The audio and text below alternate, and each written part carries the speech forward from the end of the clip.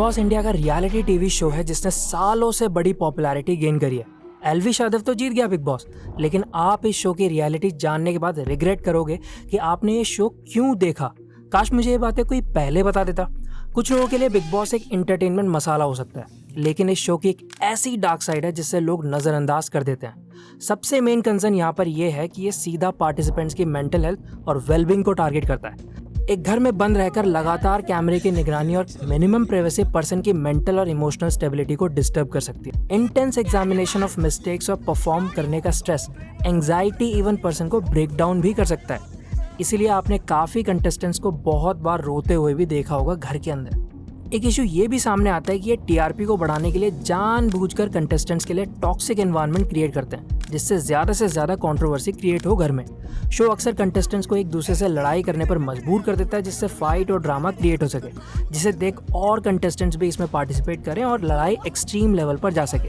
ये चीज़ सिर्फ negative example set नहीं कर रही है व्यूअर्स के लिए, बल्कि लोगों को ये एक्सेप्ट करने के लिए भी इन्फ्लुएंस कर रही है कि एग्रेशन और negative content acceptable forms of entertainment है।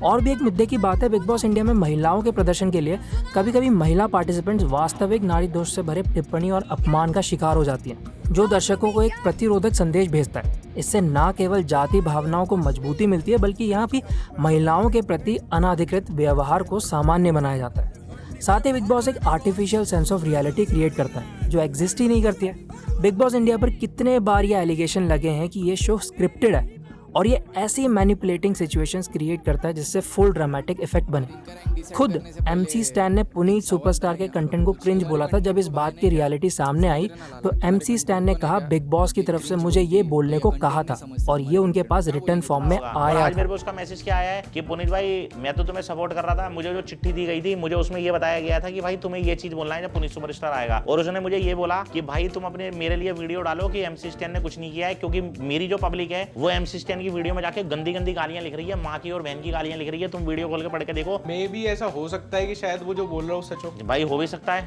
और इनके टास्क का तो क्या ही कहना, और इनकी एडिटिंग तो नेक्स्ट लेवल पर है। आप सोच रहे होंगे बिग बॉस का महान राइटर आखिर है कौन। बिग बॉस के घर में 58 से भी ज्यादा कैमरे हैं और इसके पीछे की आवाज है विजय सिंह। जब उनसे ये पूछा गया कि बिग बॉस स्क्रिप्टेड है तो उन्होंने साफ मना कर दिया, लेकिन बिग बॉस 7 के अपूर्व अग्निहोत्री ने कहा बिग बॉस चैनल के मेन फेसेस को जितवाता है, और वो पर्सन की पॉपुलैरिटी को घर के बाहर किस कंटेस्टेंट के बारे में लोग बात कर रहे हैं, कौन ज्यादा फेमस हो रहा है घर में और घर के बाहर लोगों में, ये भी बिग बॉस देखता है। यहाँ हर चीज आप बस बोल सकते हैं नाम की है, स्पेशली रूल। यहाँ काफी बार कंटेस्टेंट्स फोन यूज करते हुए पकड़े गए और साफ अलग रूम में चार्जर लटका दिखता है, और कपल की तो क्या ही बात करें। बिग बॉस 11 में पुनीत और बंदगी ने तो हद ही कर दी थी।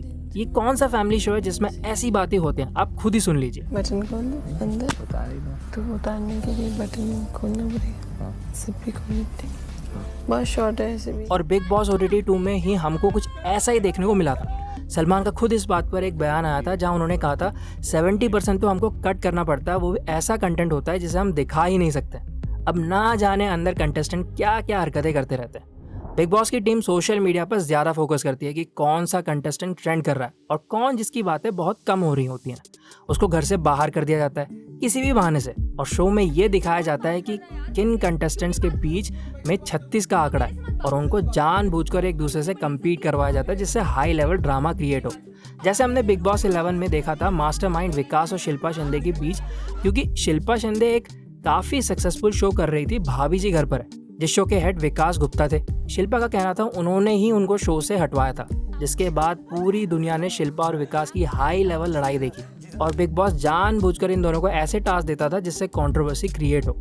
यहाँ सिर्फ कंट्रोवर्सी ही नहीं होती, इस प्लेटफॉर्म को कुछ पावरफुल लोग अपनी इमेज क्लीन करने के लिए भी यूज करते हैं, जैसे साजिद खान बिग बॉस के सीजन 16 में आए थे, जहाँ उससे पहले उन पर मी टू एलिगेशंस लगे थे और उनकी काफ़ी मूवीज फ्लॉप हो गई थी, लेकिन घर में एंटर होते ही उनकी दोस्ती सबके पसंदीदा अब्दू रौजिक से हुई और दोनों की अच्छी पटी, और साजिद खान की सारी पुरानी बातें लोग भूल गए।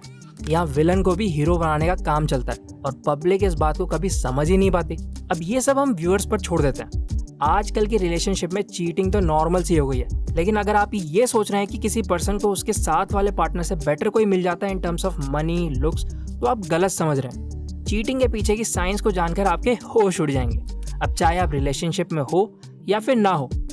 आप जल्दी से इस वीडियो को देखकर चीटिंग के पीछे की साइंस को समझकर स्मार्ट बन जाइए। Thank you for watching.